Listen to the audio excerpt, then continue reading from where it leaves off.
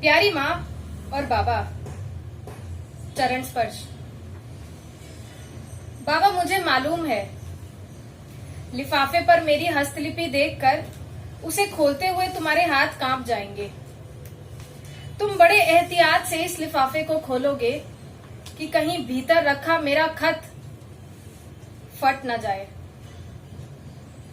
सोचते होगे आखिर 1 साल बाद मैं तुम्हें खत लिखने क्यों बैठी। कभी तुम अपने डाकघर से, कभी बाबला या बौदी अपने ऑफिस से फोन कर ही लेते हैं, फिर खत लिखने की क्या जरूरत। नहीं, डरो मत, ऐसा कुछ भी नया घटित नहीं हुआ है। कुछ नया हो भी क्या सकता है। बस हुआ इतना कि पिछले 1 सप्ताह से मैं अपने को बार बार तुम लोगों को खत लिखने से रोकती रही। क्यों, बताती हूँ। तुम्हें पता है ना, बंबई में बरसात का मौसम शुरू हो गया है। मैं तो मना रही थी कि बरसात जितनी टल सके टल जाए, लेकिन वह समय से पहले ही आ धमकी, और मुझे जिसका डर था वही हुआ। इस बार बरसात में पार्क की गीली मिट्टी सनी सड़क से उठकर उन्हीं लाल केचुओं की फौज घर के भीतर चली आई है। रसोई में जाओ तो मोरी के कोनों से ये केंचुए मुंह उचका उचका कर झांकते हैं। नहाने जाओ तो बाल्टी के नीचे कोनों पे वे बेखौफ चिपके रहते हैं। कभी कभी पैरों के नीचे अचानक कुछ पिलपिला महसूस होता है और मैं डर जाती हूँ कि कहीं मेरे पाँव के नीचे आकर कोई केचुआ मर तो नहीं गया। इस बार मुझे बांकुड़ा का वह अपना घर, देखो ना, अभी भी वह घर अपना ही लगता है। बस ये यादें तुम्हारे साथ बांटना चाहती थी। पता नहीं तुम्हें याद है या नहीं, पता नहीं बाबला को भी ये याद होगा या नहीं। हम कितनी बेसब्री से बरसात के आने का इंतजार करते थे। मौसम की पहली बरसात देखकर हम कैसे उछलते कूदते, माँ को बारिश के आने की खबर देते, जैसे पानी की बूंदें सिर्फ हमें ही दिखाई देती हैं और किसी को नहीं। पत्तों पर टप टप टप बूंदों की आवाज और उसके साथ हवा में गमकती फैलती मिट्टी की महक हमें पागल कर देती थी। हम अखबार को काट काट कर कागज की नावें बनाते और उन्हें तालाब में छोड़ते। माँ झींकती रहती और हम सारा दिन पोखर के पास और आंगन के बाहर हाथ में नमक की पोटली लिए बरसाती केचुओं को ढूंढते रहते थे। वे इधर उधर बिलबिलाते से हमसे छिपते फिरते थे और हम उन्हें ढूंढ ढूंढ कर मारते थे। नमक डालने पर उनका लाल रंग कैसा बदलता था। केंचुए हिलते थे और उनका शरीर सिकुड़कर रस्सी हो जाता था। बाबला और मुझ में होड़ लगती थी कि किसने कितने ज्यादा केंचुओं को मारा। बाबला तो एक एक केंचुए पर मुट्ठी भर भर कर नमक डाल देता था। माँ, तुम्हें याद है तुम कितना चिल्लाती थी बाबला पर। इतना नमक डालने की क्या जरूरत है रेखो का। पर फिर हर बार जीतता भी तो बाबला ही था। उसके मारे हुए केंचुओं की संख्या ज्यादा होती थी। बाबा तुम डाकघर से लौटते तो पूछते, तुम दोनों हत्यारों ने आज कितनों की हत्या की। फिर मुझे अपने पास बिठाकर प्यार से समझाते, बाबला की नकल क्यों करती है रे, तू तो माँ अन्नपूर्णा है, देवी स्वरूपा। तुझे क्या जीव जंतुओं की हत्या करना शोभा देता है। भगवान पाप देगा रे। आज मुझे लगता है बाबा तुम ठीक कहते थे। हत्या चाहे मनुष्य की हो या जीव जंतु की, हत्या तो हत्या है। तो क्या बाबा उस पाप की सजा यह है कि बांकुड़ा के बांसपुकुर से चलकर इतनी दूर बंबई के अंधेरी इलाके के महाकाली कैव्स रोड के फ्लैट में आने के बाद भी वे सब केंचुए मुझे घेर घेर कर डराते हैं, जिन्हें पुकुर के आसपास नमक छिड़क छिड़क कर मैंने मार डाला था। यह मेरी शादी के बाद की 5वीं बरसात है। बरसात से ठीक पहले तुमने मेरी शादी की थी। जब बांकुड़ा से बंबई के लिए मैं रवाना हुई, तुम सबकी आंखों में कैसे दिए टिमटिमा रहे थे, जैसे तुम्हारी बेटी ना जाने कौन से परिलोक जा रही है, जहां दिव्य अप्सराएं उसके स्वागत में फूलों के थाल हाथ में लिए खड़ी होंगी। यह परिलोक जो तुम्हारा देखा हुआ नहीं था, पर तुम्हारी बेटी के सुंदर स्वरूप के चलते उसकी झोली में आ गिरा था। वरना क्या अन्नपूर्णा और क्या उसके डाकिया बापू शिबू मंडल की औकात कि उन्हें रेलवे की स्थायी नौकरी वाला सुदर्शन वर मिलता। तुम दोनों अपने जमाई राजा को देख देख कर ऐसे फूले नहीं समाते थे कि मुझे बीए की सालाना परीक्षा में भी बैठने नहीं दिया और दूसरे दर्जे की आरक्षित डोली में बिठाकर विदा कर दिया।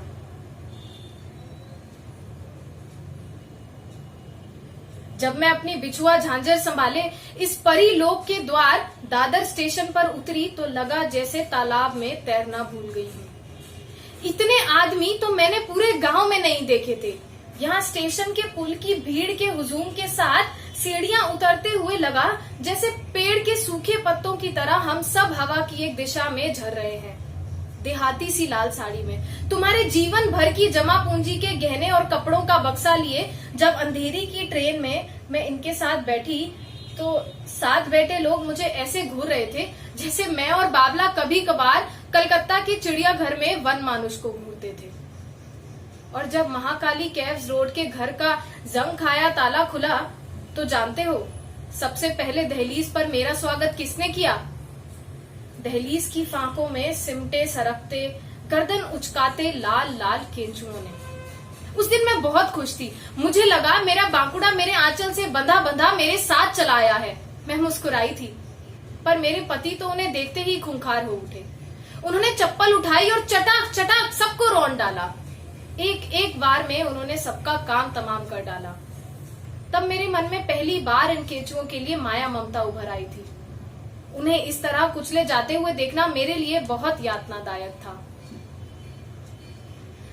10 दिन हमें एकांत देकर आखिर इनकी माँ और बहन भी घर लौट आईं। अब हम रसोई में पर्दा करके सोने लगे थे। रसोई की मोरी को लाख बंद करो, ये केंचुए आना बंद नहीं करते थे। पति अक्सर अपनी रेलवे की ड्यूटी में सफर पर होते और मैं रसोई में, और रसोई में बेशुमार केंचुए थे। मुझे लगता था मैंने अपनी माँ की जगह ले ली है और मुझे सारा जीवन रसोई की इन 4 दीवारों के बीच केंचुओं के साथ गुजारना है। एक दिन एक केंचुआ मेरी निगाह बचाकर रसोई से बाहर चला गया और मेरी सास ने उसे देख लिया। उनकी आंखें गुस्से से लाल हो गईं। उन्होंने चाय के खौलते हुए पानी की केतली उठाई और रसोई में बिलबिलाते सब केंचुओं पर गालियां बरसाते हुए उबलता पानी डाल दिया। सच मानो बाबा, मेरे पूरे शरीर में जैसे फफोले पड़ गए थे, जैसे खौलता हुआ पानी उन पर नहीं मुझ पर डाला गया हो। वो सब फौरन मर गए, एक भी नहीं बचा, लेकिन मैं जिंदा रही। मुझे तब समझ में आया कि मुझे अब बांकुड़ा के बिना जिंदा रहना है। पर ऐसा क्यों हुआ बाबा कि मुझे केंचुओं से डर लगने लगा? अब वे जब भी आते मैं उन्हें वापस मोरी में धकेलती, पर मारती नहीं। उन दिनों मैंने ये सब तुम्हें खत में लिखा तो था, पर तुम्हें खत कभी मिले ही नहीं। हो सकता है यह भी ना मिले, या मिल भी जाए तो तुम कहो कि नहीं मिला। फोन पर मैंने पूछा भी था, चिट्ठी मिली? तुमने अविश्वास से पूछा, पोस्ट तो की थी या? मैं हंस दी थी, अपने पास रखने के लिए थोड़ी ही लिखी थी। तुमने आगे कुछ कहा नहीं और बात खत्म। फोन पर इतनी बातें करना संभव कहाँ है? फोन के तारों पर मेरी आवाज जैसे ही तुम तक तैरती हुई पहुंचती है, तुम्हें लगता है सब ठीक है, जैसे मेरा जिंदा होना ही मेरे ठीक होने की निशानी है। और फोन पर तुम्हारी आवाज सुनकर मैं परेशान हो जाती हूँ, क्योंकि फोन पर मैं तुम्हें नहीं बता सकती कि तुम जिस आवाज को मेरी आवाज समझ रहे हो वह मेरी नहीं है। तुम फोन पर मेरा कुशल क्षेम ही सुनना चाहते हो, और मैं तुम्हें केंचुओं के बारे में कैसे बता सकती हूँ? तुम्हारी आवाज से मैं चाह कर भी तो लिपट नहीं सकती। मुझे तब 1700 किलोमीटर की दूरी बुरी तरह खलने लगती है।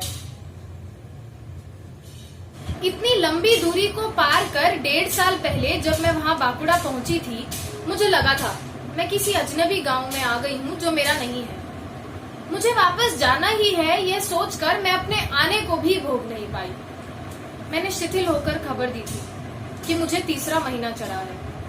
मैं आगे कुछ कह पाती, तुम सब में खुशी की लहर दौड़ गई। माँ ने मुझे गले से लगा लिया, बौदी ने माथा चूम लिया। मैं रोई थी, चीखी थी। मैंने मिन्नतें की थी कि मुझे यह बच्चा नहीं चाहिए, कि उस घर में बच्चे की किलकारियां सिसकियों में बदल दी जाएंगी। पर तुम सब पर कोई असर नहीं हुआ। तुम चारों मुझे घेर कर खड़े हो गए। भला पहला बच्चा भी कोई गिराता है? पहले बच्चे को गिराने से फिर गर्भ नहीं ठहरता। माँ बनने में ही नारी की पूर्णता है।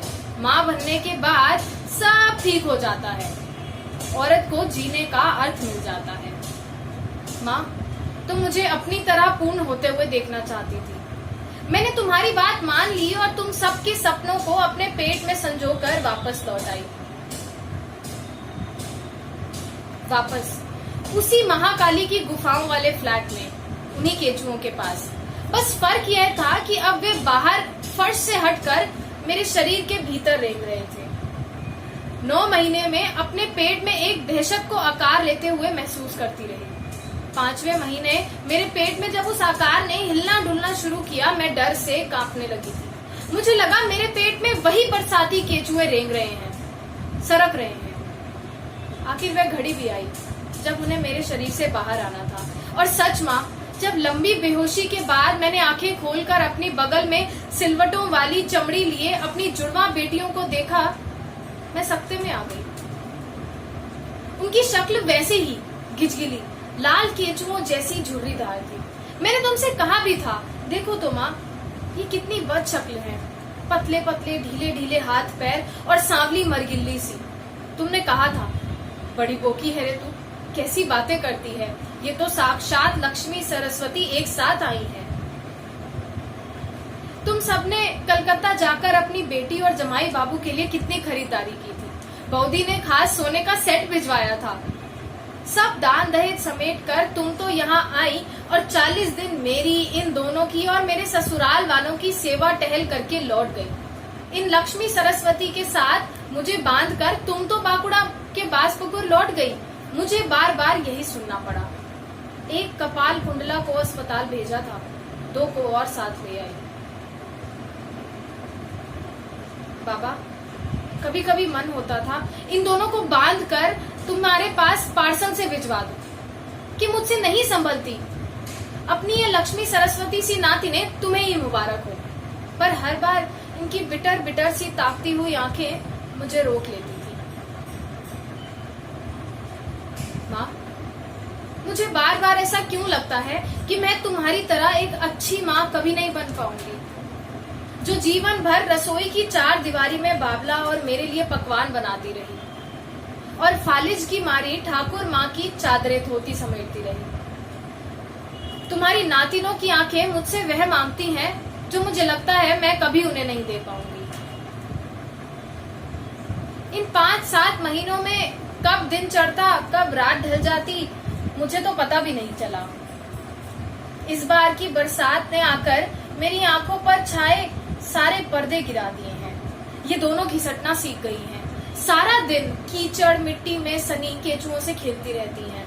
जब ये घुटने घिसटती हैं, मुझे केचुए रेंगते दिखाई देते हैं। और जब बाहर सड़क पर मैदान के पास गीली मिट्टी में केचुओं को सरकते देखती हूँ, तो उनमें इन दोनों की शक्ल दिखाई देती है। मुझे डर लगता है कि कहीं मेरे पति घर में घुसते ही इन सब पर चप्पलों की चटाक चटाक बौछार न कर दे, या मेरी सास इन पर केतली का खौलता हुआ पानी न डाल दे। मैं जानती हूँ ये मेरा वहम है, पर ये लाइलाज है और अब मैं इस वहम का बोझ और नहीं उठा सकती। इन दोनों को अपने पास ले जा सको तो ले जाना। बाबला और बौदी शायद इन्हें अपना लें। बस इतना चाहती हूँ कि बड़ी होने पर ये दोनों अगर आसमान को छूना चाहें, तो ये जानते हुए भी कि वे आसमान को कभी छू नहीं पाएंगी। इन्हें रोकना मत।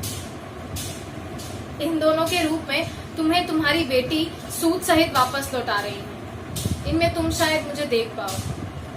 बाबा, तुम कहते थे ना, आत्माएं कभी नहीं मरती, वो इस विराट व्योम में, शून्य में तैरती रहती हैं, परम शांत होकर। मैं उस शांति को छू लेना चाहती हूँ। मैं थक गई हूँ बाबा। हर शरीर के थकने की अपनी सीमा होती है। मैं जल्दी थक गई, इसमें दोष तो मेरा ही है। तुम दोनों मुझे माफ कर सको तो कर देना। तुम्हारी आज्ञाकारिणी बेटी अन्नपूर्णा मन।